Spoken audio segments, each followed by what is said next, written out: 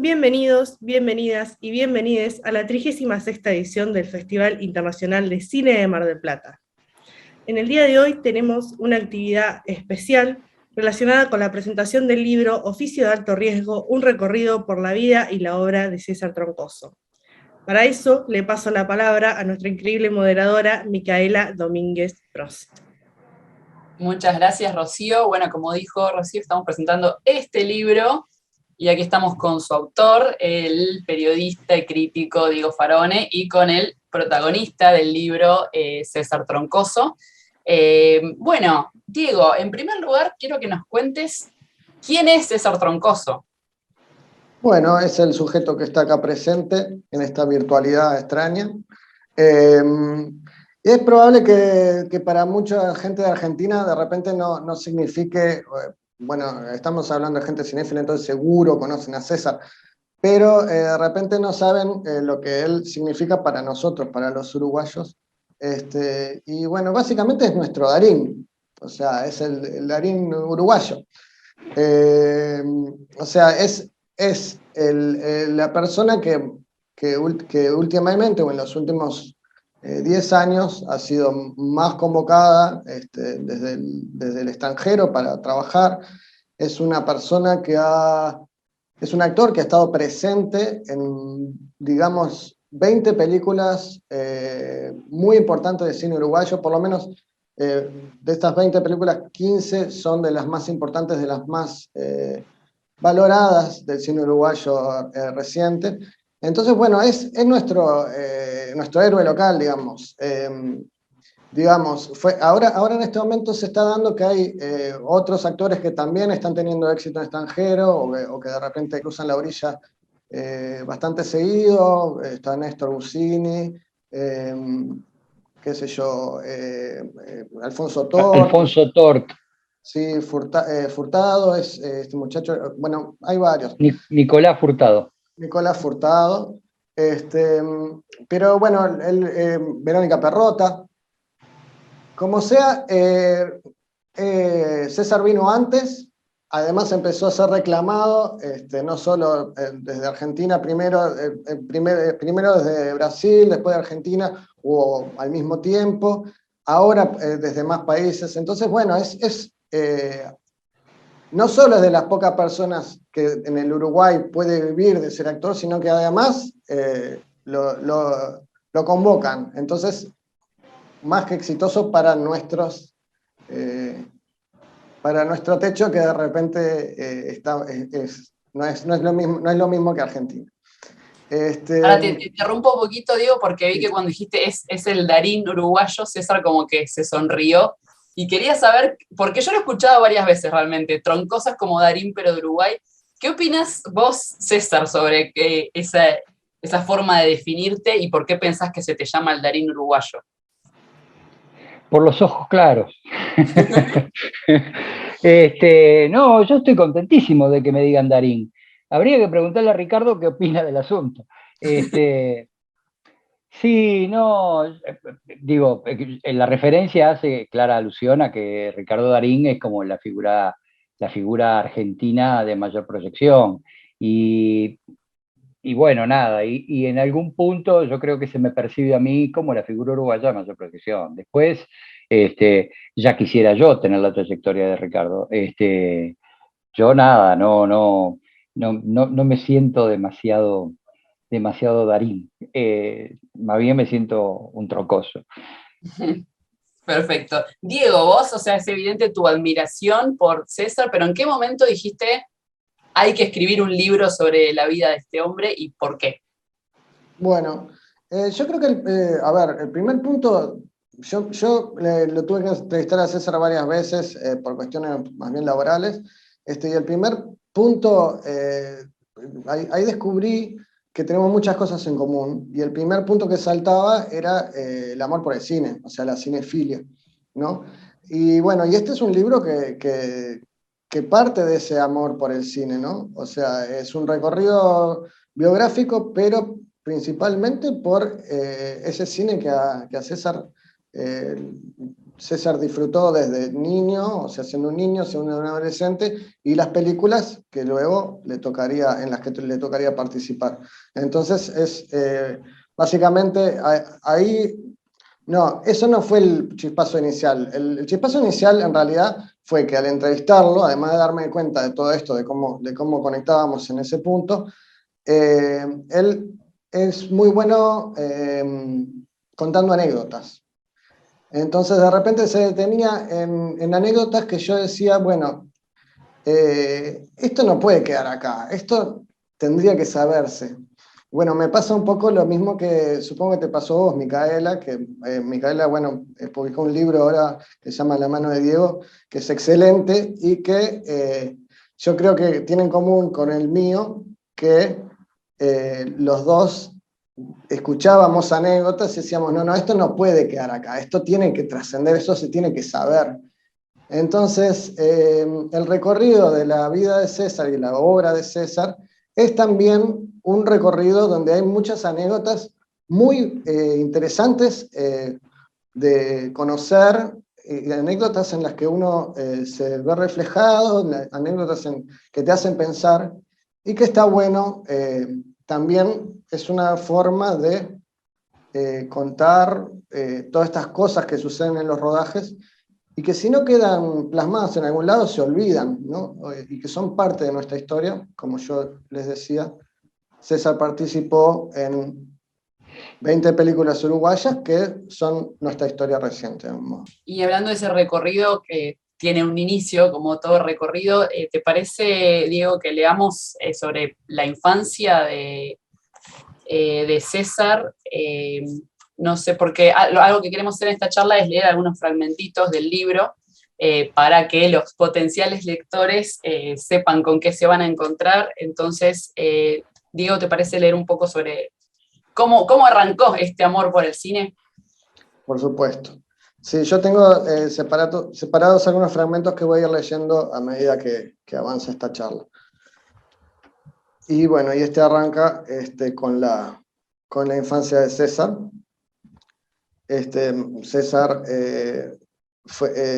vivió en una especie de barrio, comunidad de inmigrantes gallegos, y sus padres tenían un almacén en el que al fondo vivía toda la familia, ¿no? Era como Manolito. Sí, bueno, ahí está eso lo dirá él. Bueno, el barrio tenía su propia dinámica vecinal. En diagonal al almacén había una carnicería y a media cuadra estaba la panadería. Los niños jugaban en la calle, a la escondida, al fútbol. Había un buen puñado de vecinos gallegos, pero también varios italianos, un sastre judío. César se daba principalmente con los hijos del carnicero, pero todos los niños confluían. Había una efervescencia barrial muy viva. Hoy te encontrarás con un vecino en el ascensor y aunque te lo cruces siempre, no pasas de un buenas tardes. En aquel barrio la cosa era muy diferente y supongo que el hecho de que mi viejo fuera almacenero facilitaba mucho el diálogo. Los vecinos venían y se juntaban a conversar. A las 10 de la mañana había 4 señoras rompiendo los cocos en el almacén. Vos, mal que bien, los conocías y ellos te conocían a vos. La provisión era un típico almacén como los que ya no hay. Una balanza con platos y pesas, cajoneras en las que se colocaban las bolsas de azúcar, de yerba y de harina. Todo se vendía a granel. Había una fideera en la que se vaciaban grandes paquetones. También una máquina dispensadora de aceite. Vino suelto, querosén suelto, alcohol suelto. Se fiaba. Había una libreta en la que se anotaban los deudores. Celso tomaba la lapicera que traía sostenida sobre la oreja y hacía cuentas fugazmente y con endiablada habilidad, a voz apenas audible. Algunas tardes, mientras él dormía la siesta, César se despertaba sigiloso y se escabullía al almacén para robar dulce de leche, directamente de los tarros de 5 kilos.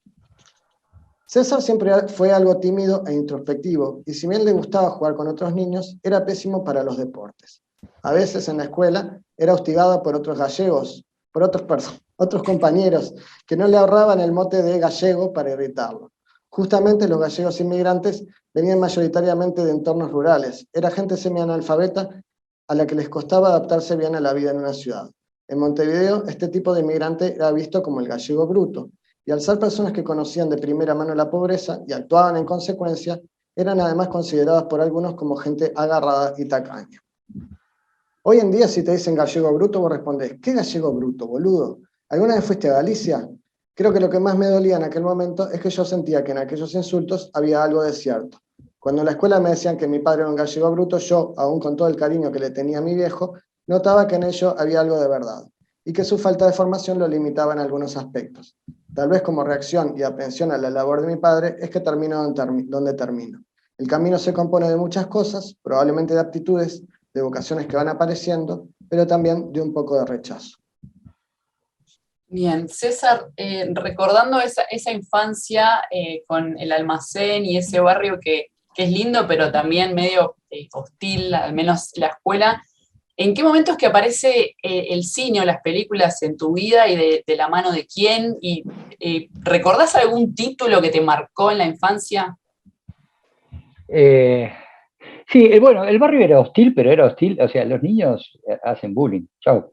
Si a mí me lo hacían por gallego, habría otro que se lo hacían por negro y otro por gordo, así que en ese sentido tampoco vamos a cargar las tintas en cuanto al hostigamiento que yo podía sentir, digamos, era medio normal, ¿no? Y, y bueno, en ese barrio, bueno, lo que decía, lo que leía recién Diego, ¿no? Que yo siempre me elegían último para jugar al fútbol. ¿Viste? Cuando hacían la pisadita, no sé si en Argentina también funciona, pero cada vez Sí. que hacían la pisadita, el que pisaba al otro elegía primero, y yo siempre era el último en ser elegido, y muchas veces como una cosa de, uy, este no juega en contra, este es uno más para ellos. Entonces, eh, ante eso, yo me retraía, me transformé en un tipo bastante lector, más allá de que salía a jugar y tenía amigos en el barrio, ¿no? Había otras cosas para hacer, aparte de jugar al fútbol, ¿no? Este, pero era bastante retraído, bastante introvertido, tímido. Entonces empecé con la lectura. Primero leí aquellos viejos libros de la colección Robin Hood, aquella colección amarilla, y después en mi casa apareció una televisión Puntal, marca Puntal, blanco y negro, de esa con 4 canales, ¿no? Que es lo que había aquí en Uruguay en aquel tiempo. Y aparecieron, esto sí se comparte con Argentina, creo, las tardes de sábado, te pasaban las 4 películas, una tras de otra, de aventuras por lo general, y nada, yo tenía un silloncito en el que me tiraba delante de la televisión y me tenías que despegar con una espátula del sillón. Hasta que terminaba la tercera o cuarta película, yo no aflojaba. Así empecé, pensando en esas cosas. Me interesaba, no sé por qué, yo, como mi viejo tenía el almacén ese, la gente que compraba el periódico todos los días, cuando se le amontonaba un montón de periódicos, se los daba a mi viejo para que envolviera los productos, yo que sé, envolvía los huevos, envolvía las papas, las verduras, esas cosas se envolvían en el periódico usado.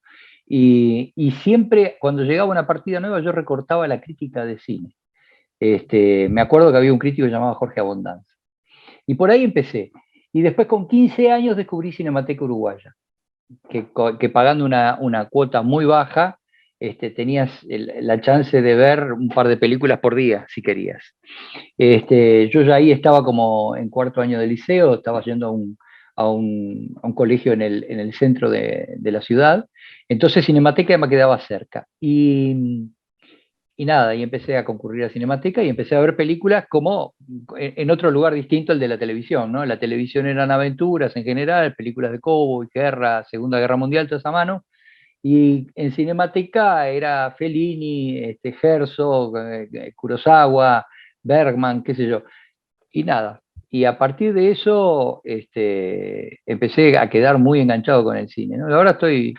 Ahora medio que me discontinué un poco más, pero en aquel tiempo era un par de películas por día, ¿no?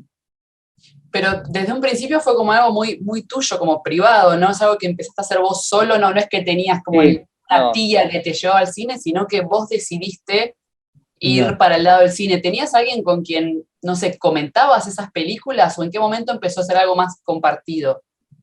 No comentaba mucho. Yo incluso en Cinemateca Uruguaya, por ejemplo, quien me llevó, o sea, yo conocí Cinemateca Uruguaya porque una chica un poco mayor que yo quería ir con alguien, quería asociarse, pero no quería ir sola. Entonces me dijo, vamos, Cinemateca, te haces socio. Y me hice socio. Y nunca fui al cine con ella. Siempre fue un asunto solitario. Después Cinemateca editaba una revista, hacía unos repartidos mimeografiados acerca de la película que ibas a ver, que ponía con extractos de críticas y los leía. No, fue una construcción medio sola. Sí estimulado por mis padres, porque contra esa imagen de que mi viejo era un gallego bruto y mi vieja también, mi viejo fue a tercero, mi vieja fue a sexto, hasta sexto de escuela. De todas formas, cuando uno planteaba algún interés artístico, por ejemplo, yo primero empecé dibujando y mi vieja me pagó un profesor de dibujo. Después le planteé esto de pagarme la cuota de Cinemateca, porque yo obviamente no tenía un mango, y me la pagaban todos los meses. O sea, fui estimulado, pero a su vez nunca pude hablar de igual a igual en ese periodo con alguien, ¿no? Porque la gente de Cinemateca yo no la conocía, era muy tímido como para vincularme con el otro tipo al que veía siempre en la sala, otro enfermito como yo, pero me costaba, ¿viste? Y entonces no, lo curtía medio solo. ¿Y en qué momento? Perdón, yo me acuerdo de un título que te marcó, Bandazo de Sangre, de Roger Corman, cuando eras un niño. Sí, señor, que ese me lo averiguaste vos, el título, yo solo lo único que sabía era de qué iba la película, ¿no? Pero era Corman, mira vos, no está mal, ¿eh? No está mal marcarse con Corman. ¿En qué momento pasó de ser una cosa pasiva de voy y veo gente actuando a que vos te picara el bichito de actuar, ya sea en teatro o donde fuera? En teatro, ¿no? En principio siempre es el teatro. Por lo menos en Uruguay vos no tenés mucha chance de entrar por otro lado. Ahora tal vez sí, ¿no? Ahora tal vez sí. Pero en aquel tiempo no. Entonces, primero pasé de ser espectador de cine nada más, pasé a ser espectador de teatro. También por mi padre. O sea, ahí hay algunas cosas. Esos libros de la colección Robin Hood que yo leía, me los compraba mi papá todos los fines de semana, compraba un libro. Y después mi papá tuvo un bar, además del almacén, o en vez del almacén tuvo un bar en el centro, al lado de un teatro. Y aparecían actores por ahí. Y le ofrecían entradas para ver alguna obra. Y entonces yo le dije, una vez lo paré y dije, papá, la próxima vez que le pidan entradas, diga que sí. Y empecé por ahí, empecé a ser actor de teatro. Y después, bueno, nada, fui espectador durante mucho tiempo de ambas cosas, hasta que un día me divorcio.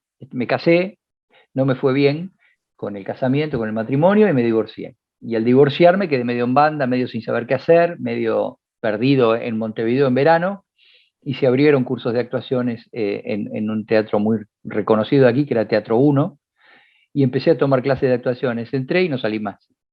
Después de Teatro 1 me pasé a su vez a otra escuela de teatro un poco más ortodoxa, que era el Teatro de la Gaviota, y por ahí empecé. Yo creo que fue eso, ¿viste? Fue como ese desasosiego que te da el perder un montón de actividades que hacías en tu vida de matrimonio. Quedé como perdido ahí en banda y dije, bueno, a algún lado tengo que entrar, y me metí de cabeza en el teatro, por suerte. Por suerte se abrió un curso de teatro, no un curso de repujado en cuero, porque me hubiera dedicado a ser monedero, no sé. Y bueno, nada, y encontré una vocación. Bien, claro, vos querías, en un principio era para distraerte y terminó Claro, siendo... cualquier cosa me venía bien, pero bueno, por suerte le invoqué a la actividad. Qué bueno. Fara, bueno, Diego, yo sé más formalmente, ¿querés leernos algún extractito más? Sí, bueno, ahora saltamos, ya pasamos ya terminó sus estudios de teatro, y ya se asoció con una mala persona que es Roberto Suárez, que juntos empezaron a hacer teatro, y se convirtieron en... yo no los conocí, pero conocí mucha gente que fue a verlo, yo era muy chico en ese entonces, pero se convirtieron en una leyenda del under uruguayo, del teatro under uruguayo, que ni siquiera era teatro, no sé muy bien cómo se podría decirlo, una especie de stand-up teatral muy extraño. Y bueno, el fragmento que les voy a leer ahora tiene que ver con esto. Las tribulaciones entre copas, las ideas delirantes y los guiones garabateados se convirtieron en algo tangible, y el dúo Suárez-Troncoso arremetió en la noche montevideana como una topadora, hasta convertirse prácticamente en una leyenda de la escena under. Una bizarrada sin igual, un espectáculo humorístico demencial que difícilmente dejaba a algún espectador indiferente. Conversando y discutiendo el tipo de ropa que debían usar en sus shows, ambos acordaron ir vestidos con los calzoncillos largos de José, el abuelo fallecido de César. Los guiones eran escritos por los dos, por lo general sketches breves, con la pretensión de llevar el universo exagerado y caricaturesco de los cómics al teatro. César sacó muchas ideas de las revistas Fierro y de lo que leía acerca de la escena under argentina. En sus primeras ediciones, esas revistas traían un suplemento llamado Óxido, en el que se hablaba de la escena cultural alternativa argentina, el paracultural, los mellis, las gambas al ajillo, batato barea, urdapilleta, tortonese. Y era lo que yo quería hacer. Como gran lector de historietas, quería llevar ese tipo de lenguaje al teatro. Roberto señala, César venía con ideas de cosas que había leído que pasaban en Argentina, pero ni él ni yo habíamos visto nunca una obra de la escena alternativa bonaerense.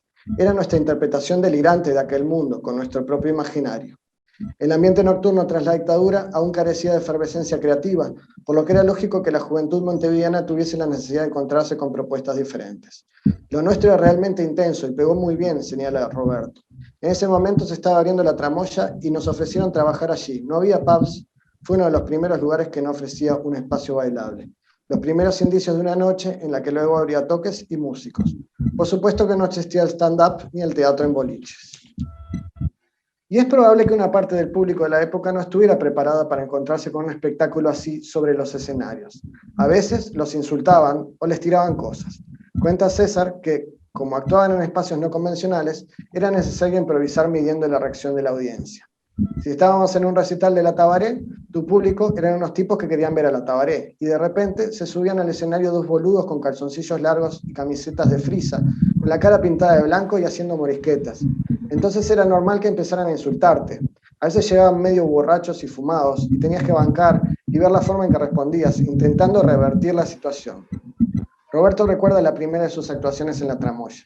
Entramos al escenario, nos paramos, y una cosa que por lo general hacíamos era quedarnos en silencio absoluto por 5 minutos, mirando a la gente. Se generaba una atmósfera extraña, tensa. Apenas César dijo la primera palabra, lo primero que se oyó en el ambiente fue un tipo que dijo a viva voz, son espantosos. Y siguió una serie de comentarios por lo bajo, claramente negativos. Pero al final los terminamos ganando. Algo que me llama la atención, César, de esto que acaba de leer Diego, es que de ese niño que recortaba críticas de películas que no había leído, pasamos a este adulto que hacía un teatro no a partir de haber visto otro teatro, sino a partir de las críticas a ese teatro. O sea, vos hiciste un under uruguayo basado en tu idea del under argentino, pero que nunca habías visto, ¿verdad? Mi pregunta es, ¿después lograste alguna vez terminar viendo esas obras en vivo y en directo? ¿Y lo que construían con Roberto era parecido o era más como una especie de teléfono descompuesto que termina teniendo como una idiosincrasia uruguaya lo que hicieron y simplemente se basó en esas ideitas que vos leías? Sí, bueno, yo le debo mucho a Ediciones de la Urraca, ¿no? La editorial argentina que manejaba Andrés Casioli. Empecé leyendo también, con 16, 17 años, descubrí en la esquina de casa, yo conocía Satiricón, yo sabía de Satiricón, que la leían unos vecinos, pero nunca la había visto. Y cuando apareció el humor registrado, la descubrí y empecé a comprarla todo el tiempo. Después apareció la Superhumor, y después apareció la primera época de la revista Fierro, con esos cosas de cocido. Yo lo que quería hacer, o lo que se me había ocurrido hacer a mí, más a mí que a Roberto, porque Roberto era más joven, era adaptar historieta al teatro. Esa era mi idea. Pero después estaban aquellos informes acerca del paracultural y las cosas que pasaban allá en Buenos Aires, y yo vi que, bueno, que no era una movida imposible y que no era una movida en solitario. O sea, sí en Uruguay, de repente. En Uruguay había habido algún antecedente con la comedia Peñarol, que eran unos que estudiaban en la EMAD. Pero después no había mucho. Pero nada, descubrí que esa gente estaba en un palo aproximado a lo que uno más o menos suponía que se podía hacer, pero después vi algunas cosas con una estética mucho más fuerte. Después llegué a ver una vez a los Meiji. Nosotros terminamos, después de muchas vueltas, terminamos actuando bastante fijos, no fijos, pero en Junta Cadáveres, que si algo aquí en Uruguay se parecía un poco al paracultural, tal vez fuera este boliche, ¿no?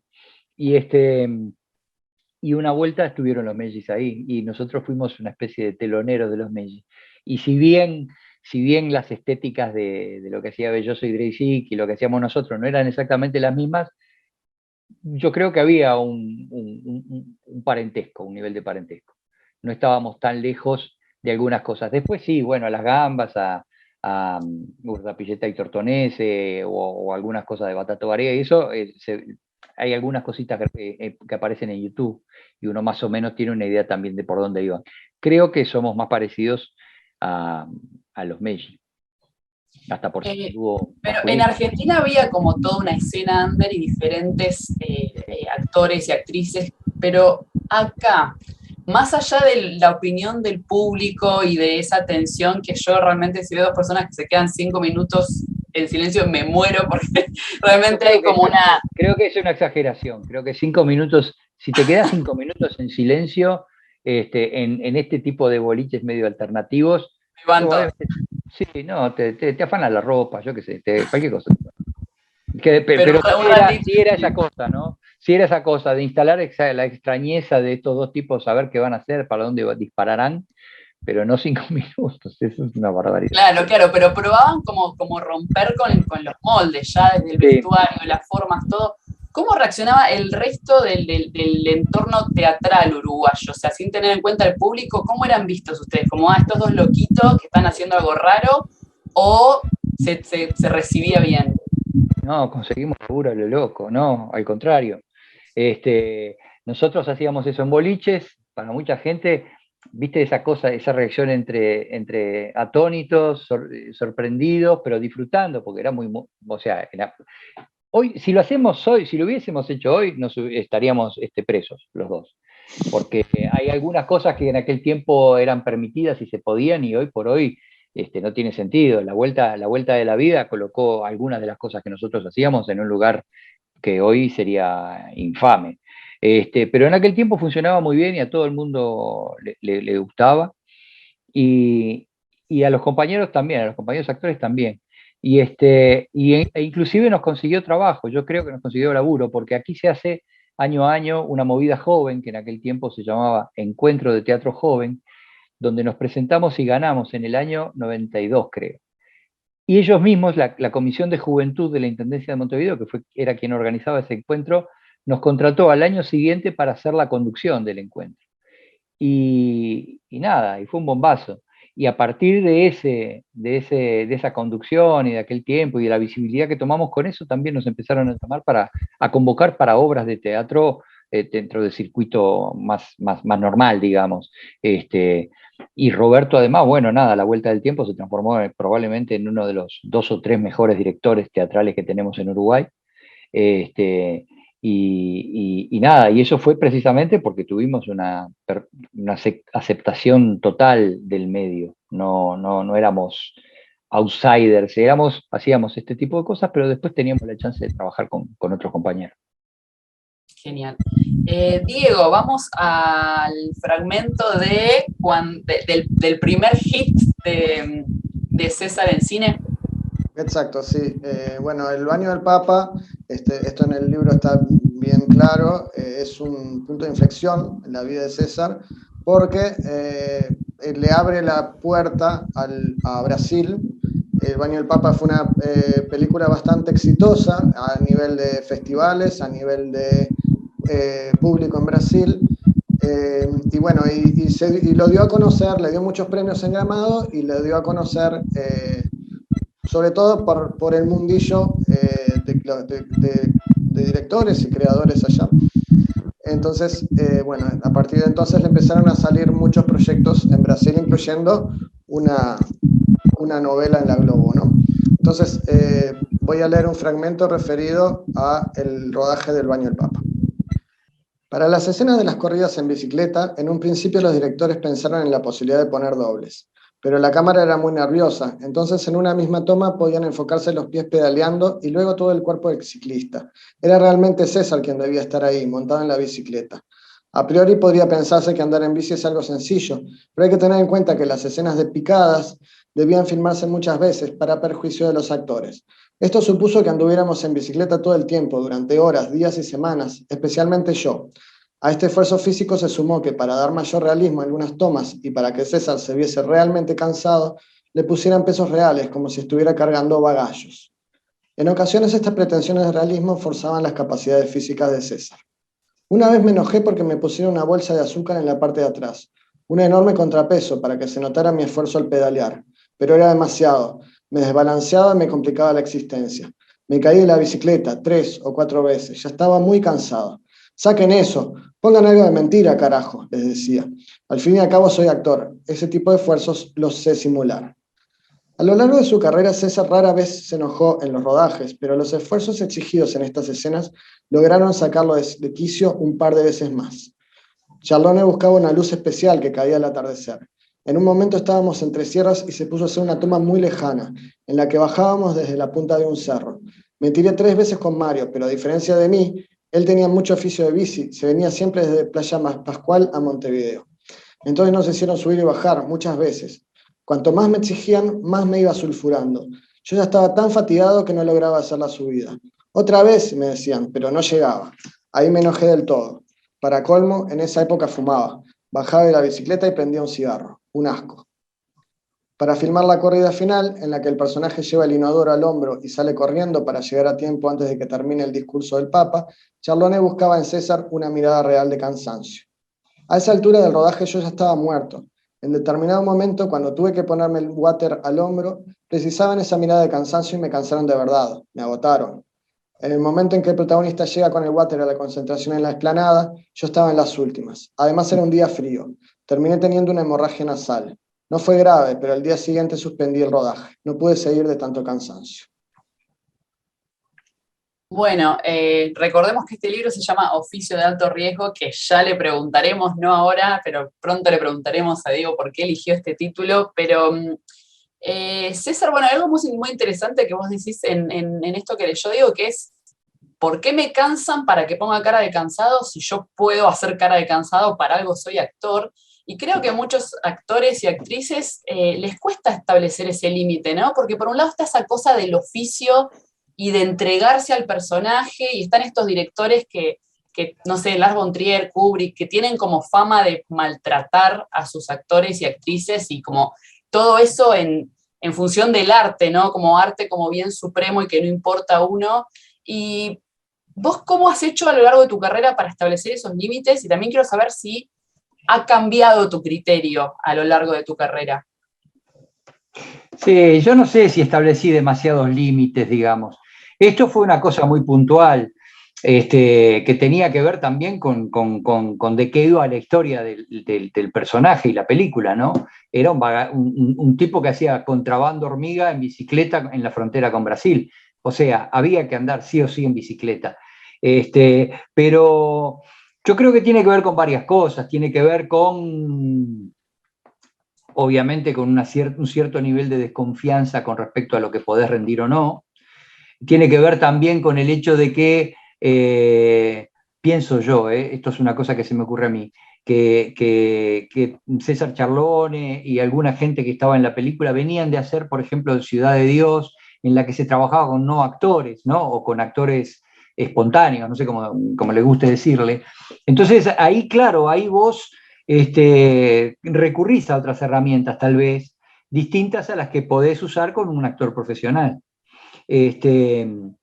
También es cierto que, por ejemplo, en el caso de César es un apasionado él. O sea, una de las cosas que yo siempre recuerdo del baño del Papa es que él iba a mi lado. O sea, si yo tenía que correr con el water al hombro, él estaba a mi lado filmándome, corriendo con la cámara al hombro. Era él, César Charlón, el director, uno de los dos directores, porque el otro era Enrique Fernández, que corría conmigo. Entonces, en esa pasión no tenía mucha conciencia.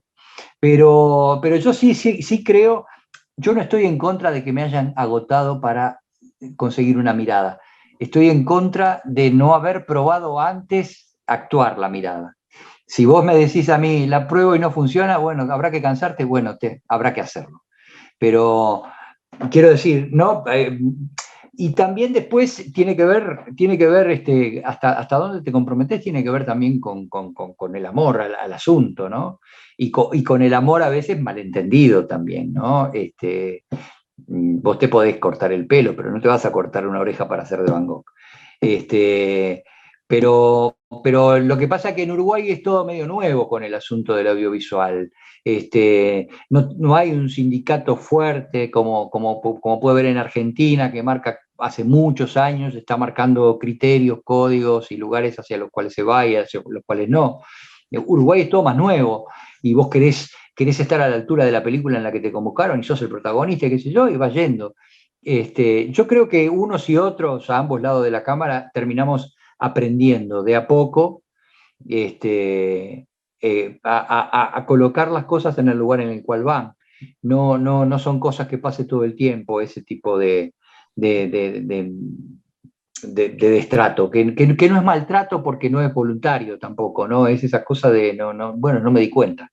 Pero de a poquito se está acomodando. Yo creo que al día de hoy las condiciones son otras, el modo de trabajar es otro, la sensación que tenemos es otra, la confianza que tenés en el actor profesional uruguayo es otra también. Entonces todo se acomodó. Uh-huh. Y retomando esto que decía Diego de tu éxito en Brasil a partir de esta película, bueno, el libro cuenta que en Gramado sos casi como un ciudadano ilustre que vas y sos como la estrella de Gramado, pero también luego fuiste a trabajar y estuviste como en novelas en Brasil. Quería saber sobre tu vínculo con el idioma portugués y cómo es actuar en otro idioma. En Gramado, vamos a empezar a desactivar versiones. En Gramado no soy una estrella. Yo imagino sí, que aterrizás y hay una alfombra roja. Claro, sí, pido helicópteros para bajar, si no, no. No, en Gramado gané 2 veces, con 2 películas gané un Quiquito, un premio, y el año pasado me dieron el Quiquito de Cristal de la trayectoria, ¿no? Que no estuvo, o sea, nada, yo estoy muy contento con eso que me pasa en Gramado y estoy muy contento con ir y son muy buena gente y los quiero mucho y la ciudad es preciosa y hay un chocolate divino, pero bueno, no, estrella, no, yo siempre digo lo mismo, no me conoce ni el loro en Brasil, no me conoce ni el loro, nadie me conoce. En pequeños círculos soy un poco más conocido, evidentemente, pero en general el gran público, ¿viste? Ese éxito que se supone que tengo no es en los términos en que lo plantean. Pero mientras estabas rodando ciertas producciones, vos contás en el libro que sí, ¿no? Esto es todo un mito. Solo con la novela Flor del Caribe me paraban por la calle durante el tiempo de la novela, pero también tenía una barba grande, el día que me la afeité la barba después de 9 meses, nadie más se enteró de quién era yo. Lo cual es, por otra parte, es muy gratificante porque vos podés ir a cualquier lugar sin que nadie te fastidie, ¿no? Las grandes figuras la tienen un poco complicada. Pero bueno, sí, empecé a trabajar en Brasil, primero sin saber el idioma y aprendiendo de memoria y con la propia gente que me convocaba corrigiéndome. Me decía, no, así no se pronuncia, no sé qué, no sé cuánto. Y después en el propio devenir de las cosas, terminé hablando un brasilero fluido, siempre con un pequeño acento extranjero, pero también es cierto que nunca me llamaron para ser de brasilero. Siempre me llaman a mí, o las veces que me han ido llamando, me llamaron o para ser de extranjero, y ahí he hecho de mexicano, de guatemalteco, de boliviano, de paraguayo, de argentino, de uruguayo. Siempre me llaman para esas cosas, o están dispuestos a adaptar un personaje que en su origen era brasilero a un personaje que no lo es, o que no importa si lo es o no. Pero nunca pasé por brasilero, ¿no? Pero ahora sí, ahora hablo, sobre todo después de trabajar en la novela ya en TV Globo, que fueron 9 meses de corrido, hablo un portugués maravilloso. Seguro que es de mejor calidad que el de Jair Bolsonaro. No, yo te preguntaba porque leyendo sobre tu experiencia en Brasil me acordaba de la famosa entrevista de Fantino a tu alter ego argentino, a Darín, en la que Darín habla sobre las propuestas que recibió de actuar en Estados Unidos, y él dice algo como que no no se sentiría bien actuando en un idioma que no es el propio, y habla como sobre cómo no sentiría porque él siente en español. Entonces debe ser muy difícil, por más que, bueno, obviamente como tenés un acento que se nota que sos hispanoparlante, entonces por eso tenés esos personajes, pero en cuanto a armar los personajes que salgan de tu boca, palabras que no reconoces como propias, debe ser extraño, ¿no? Sí, pero eso es al principio, al inicio, ¿no? Yo tengo también una cosa que, bueno, hace un rato leía el fragmento, Diego, de mi infancia, de hijo de gallegos. Yo soy hijo y nieto de gallegos. Entonces el gallego se hablaba en mi casa. Y Galicia el gallego es un idioma muy, muy próximo también al portugués de Portugal, ¿no? Entonces yo calculo que también ahí se empezó como a instalar una cierta facilidad para el idioma. Y, y después está el viejo truco de que en la medida en que vos estás viviendo entre ellos, de a poquito y sin darte cuenta vas empezando a pensar un poco en portugués. Yo me acuerdo que en el tiempo que estaba en Río de Janeiro, en algún momento yo razonaba solo en mi casa, en voz baja, ¿no? En silencio, pensaba, pero ya pensaba algunas cosas, las pensaba en portugués y yo mismo me daba cuenta, decía, epa, mira, y cuando entras en ese lugar, el portugués, por más que no sea perfectamente pronunciado, perfectamente hablado, ya pasa a ser como una cosa que tenés como muy integrada, ¿no? Es un chip al cual podés recurrir cuando necesitas pensar en otro idioma. Pensás y hablás, y ahí, bueno, ahí ya estás, ahí ya lo que vas a generar va a ser verdadero. Tal vez al principio había alguna sospecha con el asunto que lo aprendes de memoria, pero después lo volviste verdad porque lo volviste parte tuya. Bueno, vamos a alejarnos del César exitoso en Brasil, y Diego nos va a leer sobre un momento catastrófico, ¿no? Bueno, sí, voy a poner en contexto, en pleno momento de ebullición de César, de mucho trabajo al mismo tiempo, de trabajo en Brasil, de trabajo en Uruguay, tuvo que hacer un monólogo, una obra de teatro que ya había hecho anteriormente, pero bueno, pero que le tocó hacerlo ante un auditorio muy grande, siempre fueron en salas grandes, en salas antes de la pandemia que tenían aforo absoluto, ¿no? Y bueno, en un gran auditorio le tocó hacer este monólogo y paso a contar la anécdota. En la primera de ellas, la sala estaba llena y el largo monólogo comenzó a desarrollarse normalmente, pero al cabo de un rato, quizá la media hora, César se quedó en blanco. Está este momento especialmente complicado el guión cuando el personaje se pone a hablar desordenadamente de otra cosa sin conexión lógica. Creo que además dije algo en un tono diferente, lo cual me descolocó.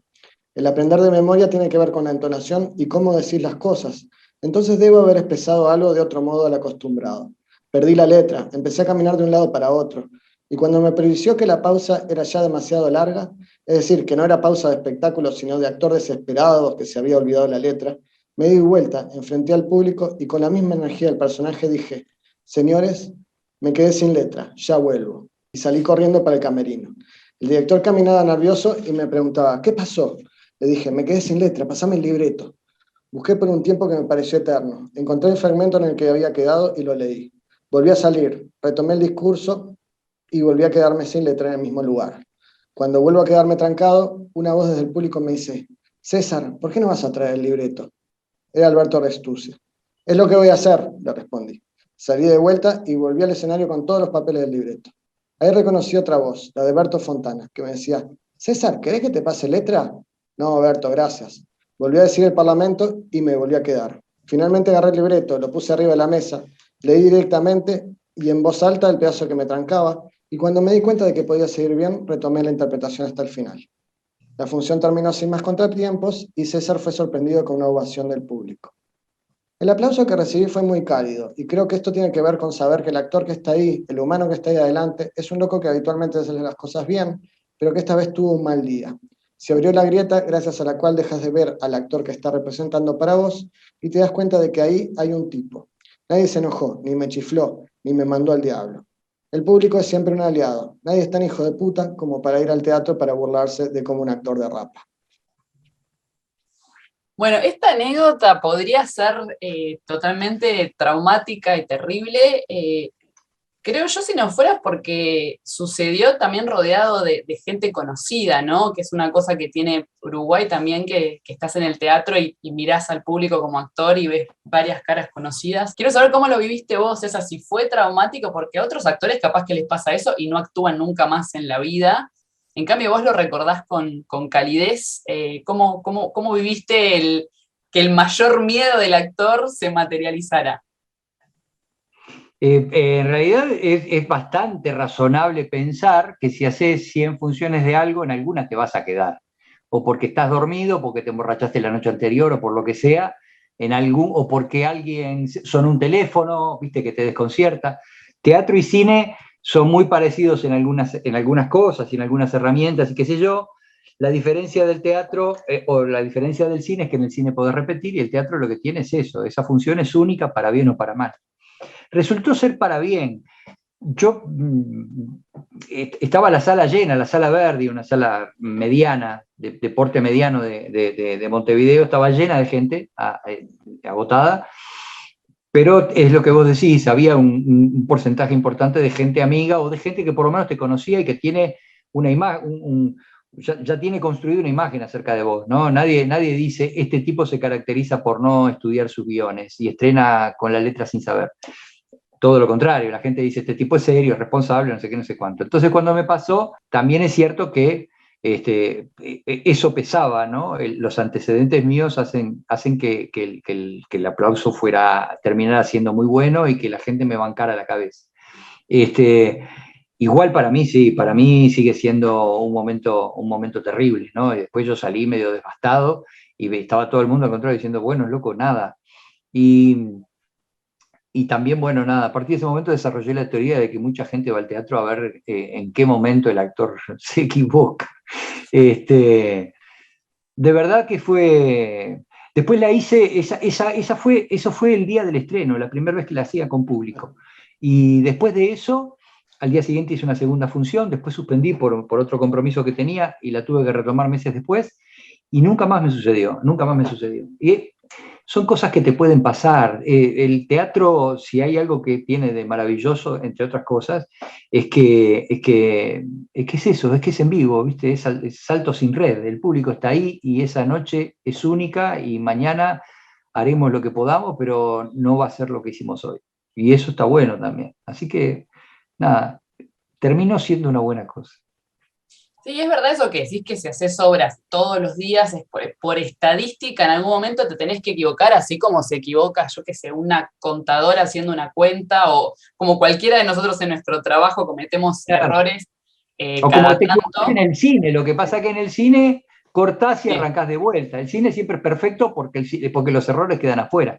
En el teatro los errores están ahí a la vista. Están ahí a la vista y eso, y con un nivel de exposición mucho mayor. Tenés mucha gente, muchos ojitos mirándote a vos en ese instante. ¿Cómo lidias con la exposición? Más allá de eso que decías de, bueno, te sacaste la barba y fue como medio, qué lindo que no me reconocen en la calle. También el hecho de exponerte, en el libro contás, por ejemplo, que te incomodan un poco las escenas de desnudos o de sexo, y las escenas también en las que tenés que llorar también te resultan difíciles. ¿Cómo haces para exponer tanto que por más que sean personajes, el cuerpo es el tuyo y la voz es la tuya y está César Troncoso ahí atrás en algún lado o un costadito? Sí, yo no sé, no la tengo clara, pero yo supongo que tiene que ver con el deseo del aplauso y el deseo del reconocimiento. Yo no sé quién dijo una vez, y yo medio que estoy de acuerdo, a alguien le preguntaron, ¿para qué actuabas vos?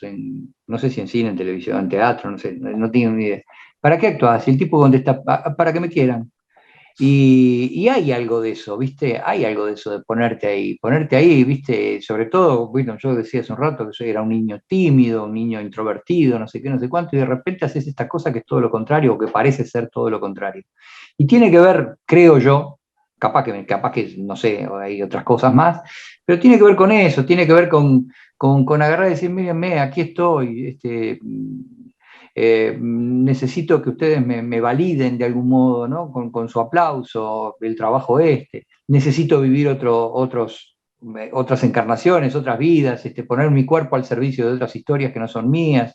Me parece que pasa por ahí, no lo sé con seguridad. Yo con la popularidad lidio bien,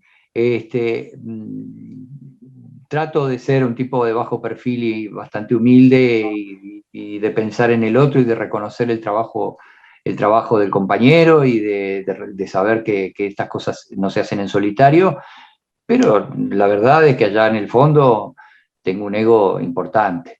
Eso me parece bastante claro a esta altura de la vida, ¿no? Y soy muy autorreferente. A veces mi mujer agarra y dice, uy, ya estás de vuelta hablando de vos, pará un poco, hermano. Nada, uno es un poco eso y tiene que ver con su historia y tiene que ver con eso, me parece. Pero bueno, nada, lo piloteo bien. Y además es eso que te digo. Yo quiero ser reconocido por el laburo y quiero que me aplaudan cuando termina la función, o quiero que me elogien cuando hago una película. Pero después quiero poder caminar por todos lados. Yo no quiero andar caminando por el mundo. Tenía compañeros en la novela Flor del Caribe que terminaban la novela y se iban, bueno, tenían mejores salarios que el mío, pero digo, terminaban yéndose a Tahití a pasar la vacación, ¿viste? Y vos decís, pero vos estás en Brasil, ¿por qué no te vas a Recife? Porque no puedo, le decía el tipo. Y yo eso no lo quiero para mí en ningún momento. Diego, cuando fuiste hablando con todas las entrevistas y encuentros que habrás tenido con César para escribir este libro, ¿en qué momento cayó el título y dijiste, es por acá y por qué finalmente se llamó así? Bueno, Oficio del Alto Riesgo tiene una doble acepción. En realidad, yo una cosa que me fui dando cuenta durante el proceso, fue un aprendizaje realmente, es todo lo que se expone un actor en su vida, en su trabajo, ¿no? Y él, bueno, en la recopilación esta de anécdotas iban saliendo cosas, ¿no? Casi me congelo en el desierto de no sé qué, o bueno, pasé un calor sofocante, o bueno, esto que constábamos del baño del Papa. Y el libro cierra con un momento que realmente fue muy extremo, de que César casi se muere en un rodaje. No vamos a hacer spoiler, pero realmente fue un momento muy, muy extremo. Y bueno, tiene que ver con esa exposición, que el actor no es solo un tipo que se expone ante la cámara, sino que expone realmente su cuerpo, literalmente, a los elementos, a las cosas. Y bueno, y un poco el libro también es, un poco gracias a que César es un tipo tan accesible, es un poco también bajar de ese pedestal al actor, que muchos tenemos en el imaginario, a los actores en un pedestal, ¿no? Como un oficio soñado, como un no sé qué, y bueno, y demostrar que es un laburo en el que es un tipo que está poniendo el cuerpo y está exponiéndose también a ciertos peligros. Esa es una de las acepciones del título. La otra acepción tiene que ver con un riesgo más propio de nuestros países, los países del tercer mundo, y es el riesgo económico, ¿no? El riesgo de, bueno, César laburó durante unos 20 años en un estudio contable, fue asistente del estudio, y era, claro, era su sustento seguro. El tiempo libre lo utilizaba para sus obras, para actuar, digamos, los fines de semana, ¿no? Pero es muy difícil para un actor en el Uruguay dar el salto de largo el estudio contable y me la juego a vivir únicamente de la actuación. Y bueno, en algún momento lo pudo hacer asumiendo este riesgo, este alto riesgo, que aún hoy lo está asumiendo, digamos, porque nunca tenés seguro el futuro. No, porque puedes también estar en un momento increíble como César, no sé, en el 2019, y de repente también viene una pandemia y de todos los actores y actrices del mundo, creo yo, ¿no? Como el oficio del actor es esa incertidumbre constante de por vida, es como no saber nunca cuándo te vas a quedar sin trabajo, porque cada trabajo es por un tiempito reducido. César, actuaste de millones de cosas. ¿De qué te gustaría actuar que todavía no te lo ofrecieron? Si es que hay algo. No sé, a nivel teatral me gustaría hacer un Shakespeare, por ejemplo. Yo siempre digo lo mismo, hacer Shakespeare y salir en Murga, bueno, nada, en el carnaval uruguayo. Ninguna de las dos cosas las he hecho todavía. Me gustaría trabajar más en el cine de género. Me parece que hay algunas virtudes que el cine de género tiene. Igual alguna cosa he hecho, ¿no? Ahora, por ejemplo, hice la serie Entre Hombres, hice Faroeste Caboclo, una película brasileña que también es una especie de western. No, yo no me quejo, pero me gustaría más laburar en género. Me parece que el género tiene un nivel de proximidad con el espectador que otras líneas de laburo cinematográfico no tienen, por ejemplo. Y entonces, en un tiempo en el que el cine también de algún modo se ve cuestionado por la presencia del streaming y por las grandes empresas de streaming y por las series y por la supremacía de tantas series que hoy por hoy está apareciendo, hay que, no sé, buscar alguna forma de ponerse en pie de igualdad, ¿no? Porque hay cosas que son muy fáciles de ver, muy lindas de ver y muy entretenidas, y hay otras cosas que te piden un esfuerzo mayor, que te piden otra predisposición diferente. Y nada, hay que seguir defendiendo al cine, me parece, más allá de que las series son muy bienvenidas. El espacio del cine me parece que hay que seguir defendiéndolo y de algún modo el género me parece que puede servir para ayudar a acercarnos cada vez más al público, ¿no? Uh-huh. Y retomando lo que decía Diego del oficio y del momento en el que estuviste realmente al borde de la muerte, no lo vamos a contar, que lo lea la gente cuando compre el no libro. fue una vez sola, esa fue más espectacular. Pero Esa yo, fue... sí, yo estuve 2 o 3 veces que si viste esa cosa de si hubieras caído 10 centímetros más allá, te hubieras desnucado. De esas tuve hay una peli que yo hice en Argentina, ya estando en Tandil, se llama Cuando oscurece, todavía no se estrenó, y la dirigió Néstor Mazzini, y ahí me caí de espaldas yo y una coach, nos caímos los dos de espaldas porque nos apoyamos sobre una madera que estaba podrida, y a 10 centímetros, hubiera caído 10 centímetros más allá, me hubiera muerto, porque me hubiera partido la nuca. Y esas cosas uno no las ve, ¿viste? O algunas otras más, hay unas cuantas de esas, ¿viste? En ciertas cosas y en cierto tipo de películas o en ciertas escenas, de verdad hay un riesgo posible. Siempre muy minimizado, pero digo, donde algo surge un accidente, nada. Pues bueno, lo que acá pasó también con Alec Baldwin y con Vic Morrow y un montón de gente que tuvieron accidentes terribles, ¿no? Terribles, claro, sí, siempre los actores están muy expuestos porque aparte estás en un lugar que es nuevo, con un clima nuevo, una geografía nueva, todo un entorno nuevo y vos en un personaje y a la vez siendo vos, entonces por eso es tan importante como cuidar todo y tener en cuenta todo. Y bueno, la anécdota como que es casi graciosa que se cuenta en el libro, porque aparte estás caminando de la forma más uruguaya que se puede caminar, que es con un termo y un mate bajo el brazo. Sí. Y bueno, y eso tiene que ver con con lo que pasó. Si la gente lo quiere leer, Diego, ¿cómo hace para encontrar este libro en Argentina? Bueno, es facilísimo. Se googlea oficio de alto riesgo, libro, de repente oficio de alto riesgo, troncoso, no sé, hagan la búsqueda que les parezca. Lo primero que Diego va a aparecer... Faraone también. Lo que les guste. Y lo primero que va a aparecer es el link a la compra del libro, o sea que en realidad se lleva a cualquier, no solo a Argentina, a cualquier lugar del mundo, así que por ahí. Bueno, genial. ¿Quieren agregar algo? ¿Publicitar algo que estén haciendo? En absoluto. Compren el libro de Micaela también. Ya que estamos.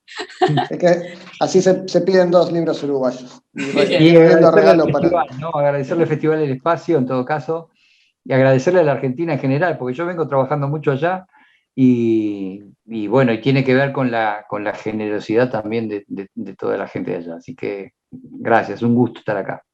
Bueno, genial, le agradecemos al festival y bueno, gracias Diego, gracias César por este rato y esta charla tan linda. Bueno, hasta luego. Chao, muchas gracias. Chao.